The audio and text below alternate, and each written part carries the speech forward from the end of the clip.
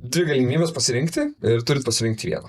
Tai jūs nuo šiandien nebemokat skaičiuoti ar nebemokat skaityti? Nebemoku skaičiuoti. Nebemokat. Žiūrit, lampas skaičiai parašyti, bet o kas ten 3+2? O kodėl? Todėl, kad Kaip pagrįsti? nebemoku skaičiuoti. Tiesiog pamačius balansą aš galiu sakyti tiesiog iš jau turimos patirties, kaip žmogus galvoja apie verslą, kodėl būtent tokie skaičiai, koks įmonės intensyvumas yra ir ką rodo pelno nuostolio ataskaita tarp tų skaičių arba kas yra parašyta tarp eilučių. Ir labai paprasta pasakyti, kaip vystomas verslas, ką žmogus galvoja apie tą verslą ir kaip galbūt, kaip kontroliuoja ją, sakykime, ir kaip ten struktūrizuoja visus tos procesus. Tai jūs geriau nebemokėtumėt skaičiuoti, kaip keista, buhalterė mes galvom, kad aš sakysit, ne, aš tai skaičiuoti mokėčiau. Bet...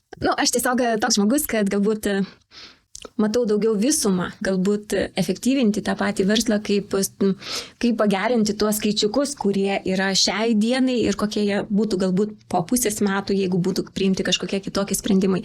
Tiesiog man tai yra paprasta, man duota šitą dovaną ir aš matau tos skaičius, visų paveikslų, ne vien tik tai skaičiui, kad 2 + 2 = 4, aš matau 2 + 2 = 5, nes kažkur yra pridėtinė vertė ir kaip panaudoti tą pridėtinę vertę. Ir jeigu jūs išsimokėjote dividendus, ar ne, sakykime, 200 ar 2000 eurų ar 20 000, tai visada aš galvočiau, kokią dar pridėtinę vertę aš gaunu turėdamas tą įmonę, kokią pridėtinę vertę aš gaunu dirbdamas tame darbe. Aš taip galvoju ir mąstau būtent apie verslą, apie finansus.